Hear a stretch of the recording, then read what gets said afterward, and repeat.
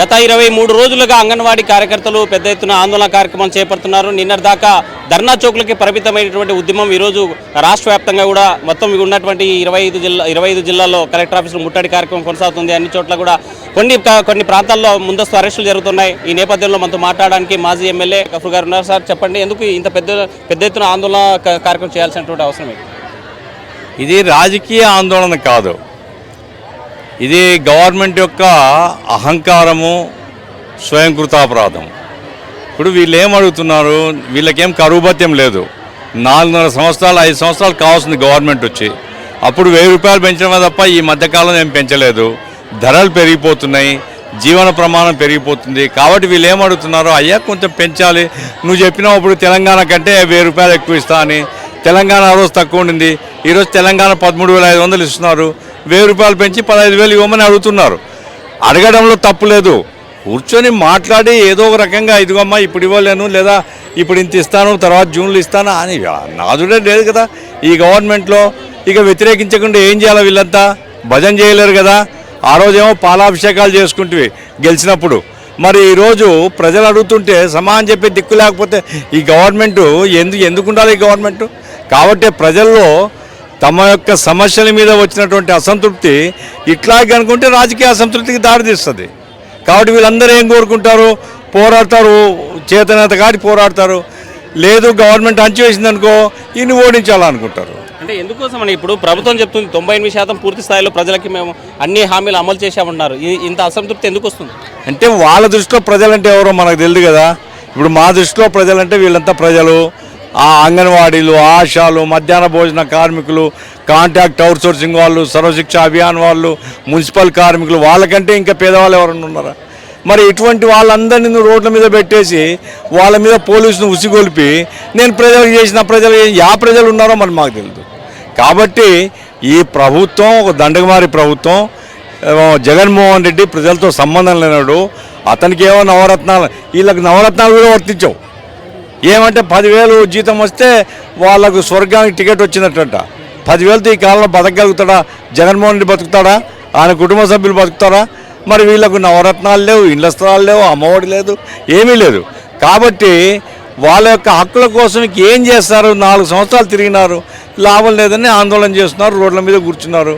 ఇప్పటికీ ప్రభుత్వం స్పందించకపోతే ఇంకా ఏం జరుగుతుందో ప్రజలే తెలుస్తారు. అది అంటే దఫాదఫాలుగా చర్చలు పిలుస్తూ, అంటే గతంలో మనం సిపిఎస్ సంబంధించినటువంటి మూమెంట్ జరిగే సందర్భంలో కూడా ఆ మంత్రివర్గం డిస్కషన్ చేసింది, వీళ్ళ సమస్యలు కూడా పరిష్కరించేందుకు చర్చలు చేస్తుంది. ఎందుకోసం ఈ చర్చలు పదే ప్రభుత్వంలో ఈ గ్రూప్ ఆఫ్ మినిస్టర్స్ ఉన్నారు, ఆ ఒక్కటే అడగొద్దు అంటారు.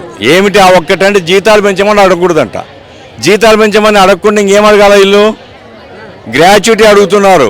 సుప్రీంకోర్టు జడ్జిమెంటు గ్రాట్యుటీకి ఏం చెప్తారు, మీరు సుప్రీంకోర్టులో కేసు వేసుకోండి అని.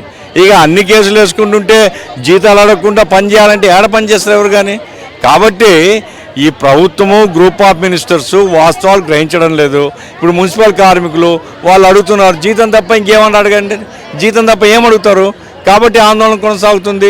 చెత్త పేరుకొనిపోయింది, ప్రజలు ఇబ్బంది పడుతున్నారు, వీళ్ళు ఆందోళన చేస్తున్నారు. పేదలకు పౌష్టికాహారం దొరకడం లే, బాలింతలు స్త్రీలకు ఇచ్చేటువంటి ఆహారం లేదు, పిల్లలకు ఆలన పాలన లేదు. అయినా ప్రభుత్వం పట్టించుకోవడం, పేదవాళ్ళ మీద ప్రేమ లేదు ప్రభుత్వం. అంటే మరోవైపు అవుట్సోర్సింగ్ కాంట్రాక్ట్ రంగాల్లో ఉన్నటువంటి ఇతర రంగాల్లో ఉన్న వాళ్ళందరినీ కూడా పర్మనెంట్ చేసింది ప్రభుత్వం. అయినా వీళ్ళంతా ఆందోళన చేయడంలో అర్థం లేదంటుంది గవర్నమెంట్. మీరేమంటారు? ఎవరిని పర్మనెంట్ చేసినారయ్యా? జగన్మోహన్ రెడ్డి ధైర్యం ఉంటే రమ్మను, చర్చకు రమ్మను. ఎవరిని పర్మనెంట్ చేసినా జగన్మోహన్ రెడ్డి? కాంట్రాక్ట్లో రాష్ట్రంలో 3 లక్షల మంది ఉంటే 347 మందికి ఏమో పర్మనెంట్ చేసినాడు. అంటే 3 లక్షల మందిలో 347 చేస్తే ఇక పరిష్కారం అయినట్లేనా? లక్షల మంది అవుట్సోర్సింగ్ ఉద్యోగుల ఆందోళన, సర్వశిక్ష అభియాన్ వాళ్ళని అడగండి, పోయి చెప్తారు వాళ్ళే ఈ ప్రభుత్వం యొక్క బండారాన్ని. కాంట్రాక్ట్ అవుట్సోర్సింగ్ కలెక్టర్ ఆఫీస్లో ఉన్నారు చాలామంది, పోయి కనుక్కోండి. కాంట్రాక్ట్ అవుట్సోర్సింగ్ వాళ్ళకి ఎవరిని పర్మనెంట్ చేయలేదు, జీతాలు పెంచలేదు, చాలా దుర్మార్గంగా ప్రభుత్వం వ్యవహరిస్తుంది. కాబట్టే ఒకరికి మరొకరు తోడన్నట్టుగా ఒకరు మొదలు పెడితే అందరూ పొలవమని లైన్లో ఆందోళనకు వస్తున్నారంటే కారణం ఏమిటంటే అన్ని తరగతుల ప్రజల్లో అసంతృప్తి ఉంది ఈ ప్రభుత్వం మీద. అంటే ప్రతిపక్షాలు మేలు చేకూర్చేందుకే వామపక్ష కార్మిక సంఘాలు ఈ ఉద్యమాలు చేపడుతున్నాయని ప్రభుత్వం అనేటువంటి వాదన మీరేమంటారు? ప్రతిపక్షాలకు మాకు ఏం సంబంధం? కార్మికులకు ఏం సంబంధం? వాళ్ళేం జగన్మోహన్ రెడ్డిని ఊడ్చేయండి దించేయండి అని ఆందోళన చేయడం లేదే. వాళ్ళు జగన్మోహన్ రెడ్డి మా కష్టాలు చూడమని చెప్తున్నారు తప్ప చంద్రబాబు నాయుడు మా కష్టాలు చూడమని చెప్పడం లేదే. వాళ్ళు ప్రతిపక్షాలకు వీళ్ళకు ఏం సంబంధం లేదు, రాజకీయాలకు వీళ్ళకి ఏం సంబంధం లేదు, ఈ ఆందోళనకు రాజకీయాలకు సంబంధం లేదు.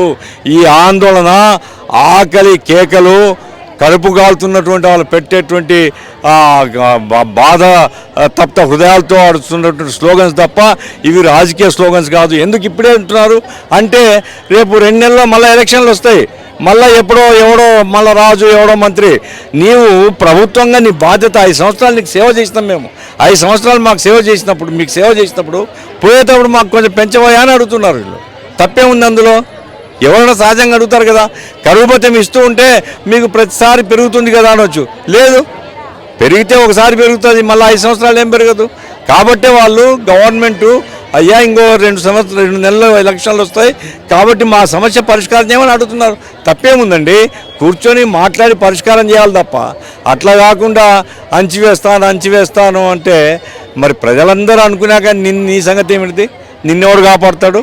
అది ఆయన తెలుసుకోవడం మంచిది. అంటే ఫైనల్గా చెప్పండి, రాష్ట్ర ప్రభుత్వానికి మీరు ఈ ఉద్యమం ద్వారా ఏం చెప్పదలుచుకున్నారు? మేము ఒకటే చెప్పదలుచుకున్నాం, వీళ్ళందరూ కూడా నిరుపేదలకు సేవ చేసేవాళ్ళు. గ్రామీణ ప్రాంతాల్లో కానీ పట్టణ ప్రాంతాల్లో కానీ మురికి వాళ్ళకు పేద ప్రజలు ఉండేటువంటి చోట పేద ప్రజలకు సేవ చేసేవాళ్ళు. వీళ్ళ సేవలను గుర్తించండి, వాళ్ళకి న్యాయం చేయండి, ధరల పెరుగుదలకు పరిహారం ఇవ్వండి. వాళ్ళు 26,000 అడుగుతున్నారు, 26,000 ఇవ్వలేకపోవచ్చు.